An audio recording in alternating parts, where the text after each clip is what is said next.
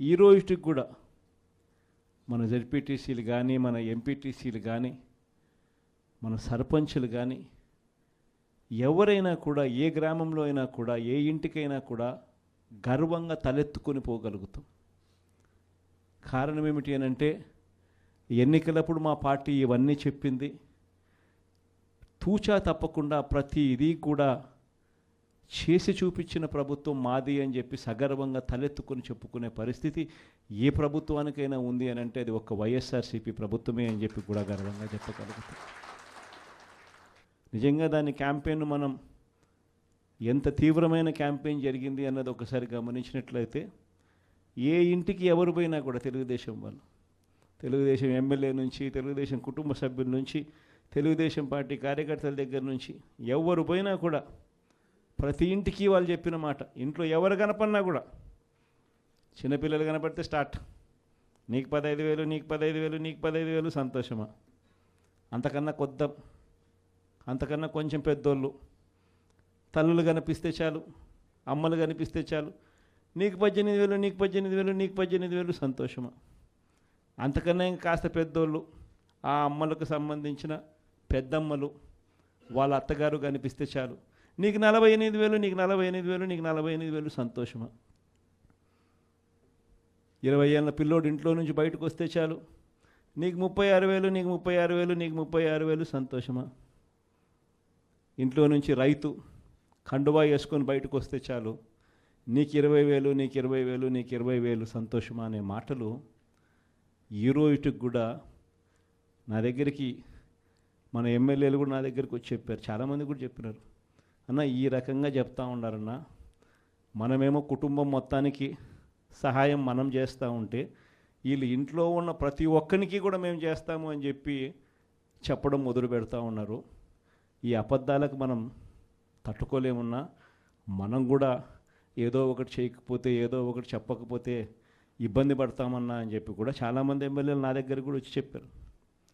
కానీ చెప్పినప్పటికి కూడా నేను చేయలేకపోయా. ఎందుకు చేయలేకపోయినాను అని అంటే ఈ రోజుకి కూడా అంటారు చాలామంది ఎమ్మెల్యేలు నా దగ్గరికి వచ్చినప్పుడు కూడా, అన్న నీతో ఒక సమస్య ఉందన్న అంటారు. ఏంది ఆ సమస్య అని చెప్పి నేను అడిగితే, అన్న నీతో ప్రాబ్లం, నీలో అతి మంచితనము, అతి నిజాయితీతనం, ఈ రెండు నీతో ఉన్న సమస్యలు అన్నా అని చెప్పి కూడా అంటారు. వాస్తవమే, అతి నిజాయితీతనము, అతి మంచితనము, ఈ రెండు బహుశా నాకున్న ప్రాబ్లమ్సే కావచ్చేమో. కానీ మళ్ళీ రేపొద్దున మనం అధికారంలోకి వచ్చేసరికి మాత్రం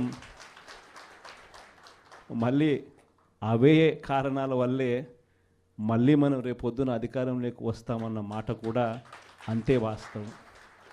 ప్రైవేట్ స్కూళ్ళు గవర్నమెంట్ స్కూళ్ళల్లో పోటీ పడగలుగుతాయా, ఇది సాధ్యమేనా అని చెప్పి అనుకునే పరిస్థితి నుంచి ప్రతి 6వ తరగతి నుంచి ప్రతి క్లాస్ రూమ్లోనూ డిజిటల్ క్లాస్ రూములు తయారు చేసి ఇవన్నీ తీసుకొచ్చి మన హయాంలో గర్వంగా కూడా తలెత్తుకొని చెప్పగలుగుతాం. ప్రైవేట్ స్కూళ్ళు గవర్నమెంట్ స్కూళ్ళతో పోటీ పడే పరిస్థితి వచ్చింది అని అంటే అది ఒక్క వైఎస్ఆర్సీపీ హయాంలో మాత్రమే. వసతి దీవెన గాలికి ఎగిరిపోయింది.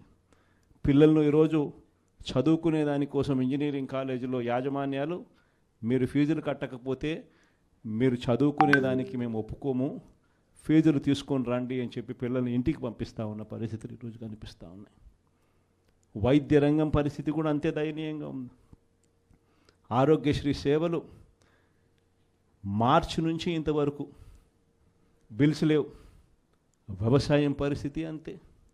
ఆర్బీకేలు స్థాపించి ఈ క్రాప్ పెట్టి ట్రాన్స్పరెంట్గా పారదర్శకంగా ఉచిత పంటల బీమా అమలు చేసి దళారీ వ్యవస్థ అనేది లేకోకుండా ఆర్బీకేల ద్వారానే పంటలు కొనుగోలు చేసి ప్రతి రైతుకు తోడుగా అండగా నిలబడే కార్యక్రమం మనం చేస్తే ఈరోజు ఏ రైతు ధాన్యం కొనుగోలులో ఏ రైతుకు కూడా కనీస మద్దతు ధర రాని పరిస్థితిలో ఈరోజు వ్యవసాయం చేస్తూ ఉన్న పరిస్థితులు ఈరోజు కనిపిస్తూ ఉన్నాయి. మళ్ళీ పథకాలు ఎలా ఉన్నాయో అని హలో అని ఫోన్ చేసి అడుగుతారంట.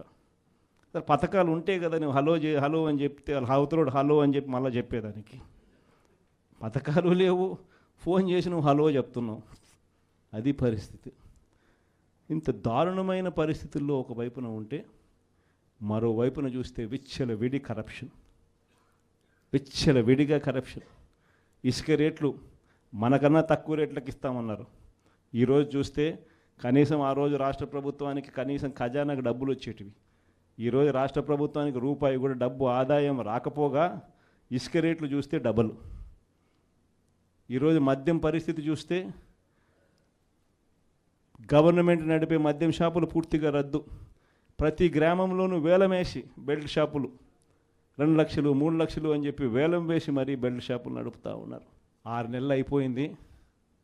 ఇక మనం కూడా ప్రజల తరపున నిలబడాల్సిన సమయం వచ్చింది అని చెప్పి గట్టిగా కూడా మళ్ళీ చెయ్యి కలిపి పనిచేయాలి అని చెప్పి చెప్పడానికి మళ్ళీ మిమ్మల్ని అందరినీ కూడా ఇక్కడికి రమ్మని చెప్పడం జరిగింది. నా ప్రోగ్రాం సంక్రాంతి తర్వాత నా ప్రోగ్రాములు కూడా జిల్లాల్లో స్టార్ట్ అవుతాయి. నేను కూడా సంక్రాంతి అయిపోయిన తర్వాత జనవరి 3వ వారం నుంచి, జనవరి చివరిలోనో జనవరి 3వ వారం నుంచో నా ప్రోగ్రాములు కూడా జిల్లాల్లో స్టార్ట్ అవుతాయి. నేను కూడా ప్రతి జిల్లాలోనూ అక్కడే నిద్ర చేస్తా. ప్రతి బుధవారం ప్రతి గురువారం ఒక్కొక్క పార్లమెంట్లో 2 రోజులు 2 రాత్రులు అక్కడే పడుకుంటా. 3 రోజులు 3 నియోజకవర్గాలు, మరుసటి రోజు గురువారం మరో 4 నియోజకవర్గాలు కార్యకర్తలతోనే మమేకమయ్యే కార్యక్రమాలే చేస్తాం. ప్రోగ్రాం పేరు కూడా కార్యకర్తలతో జగనన్న పార్టీ బలోపేతానికి దిశ నిర్దేశం అనే ప్రోగ్రాంతోనే ఆ ప్రోగ్రాంలో కూడా అడుగులు ముందుకు వేస్తాం. ఆ ప్రోగ్రాం జనవరి 3వ వారంలో నా ప్రోగ్రాంలు స్టార్ట్ అయ్యేసరికి మీరేం చేయాలి అనే కార్యక్రమం కూడా చెప్పడానికి కూడా ఈరోజు మిమ్మల్ని అందరినీ కూడా ఇక్కడికి ఆహ్వానించడం జరిగింది. ఈరోజు శ్రీకాకుళం జిల్లాకు సంబంధించి జెడ్పీటీసీలను, ఎంపీపీలను, మున్సిపల్ చైర్పర్సన్లను అందరినీ కూడా ఇక్కడికి ఆహ్వానించడానికి, మీతో కాస్త టైం గడపడానికి ప్రధానమైన కారణం ఏమిటి అనేది కొద్ది గొప్ప మీ అందరికీ కూడా అవగాహన ఉంటుంది అనుకుంటా. ఈ ప్రభుత్వం వచ్చి ఇప్పటికి దాదాపుగా 6 నెలలు అయిపోయింది. మామూలుగా పాలన చేస్తే ప్రజల్లో వ్యతిరేకత కొద్ది గొప్ప ఈ మేరకు ఉంటుందా? కానీ ఫస్ట్ టైం ఇలాంటి ప్రభుత్వం చూస్తూ ఉన్నాం. 6 నెలలు గడవకముందే ప్రభుత్వంలో మీద వ్యతిరేకత ఈ స్థాయి నుంచి ఇక్కడ కనిపిస్తూ ఉంది. ఈ రోజుకి కూడా మన జెడ్పీటీసీలు కానీ, మన ఎంపీటీసీలు కానీ, మన సర్పంచులు కానీ ఎవరైనా కూడా ఏ గ్రామంలో అయినా కూడా ఏ ఇంటికైనా కూడా గర్వంగా తలెత్తుకొని పోగలుగుతాం.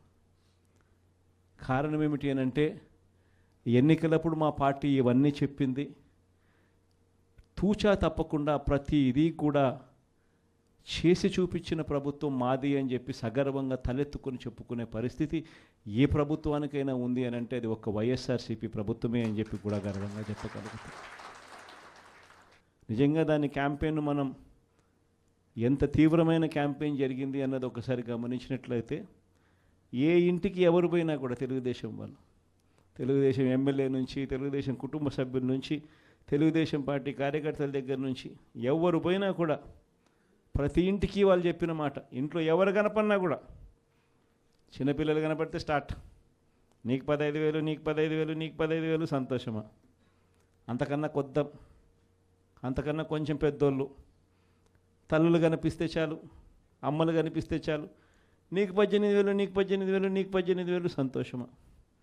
అంతకన్నా ఇంకా కాస్త పెద్దోళ్ళు, ఆ అమ్మలకు సంబంధించిన పెద్దమ్మలు, వాళ్ళ అత్తగారు కనిపిస్తే చాలు, నీకు 48,000, నీకు 48,000, నీకు 48,000, సంతోషమా?